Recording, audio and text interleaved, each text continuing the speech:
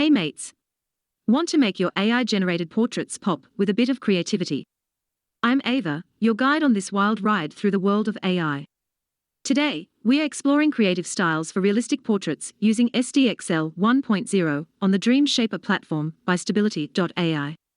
First up, we are mixing the terms high fashion, black and white, and glamour photography into our prompt. Watch as this combo turns a simple image into a magazine-worthy fashion shot.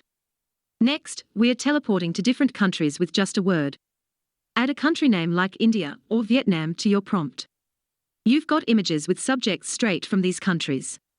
And here's a few more of my favorite examples. Now, let's play with color. For black and white or monochromatic prompts, add the words color pop along with an object that you want a certain color. This trick creates images with a standout color accent. Want red lips on a woman to pop in your image? This is your magic spell. Finally, we are time traveling.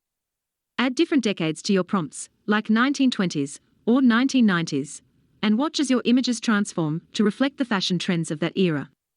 Just a few words can drastically change the style of your AI-generated portraits. If you enjoyed this video, don't forget to like and subscribe below.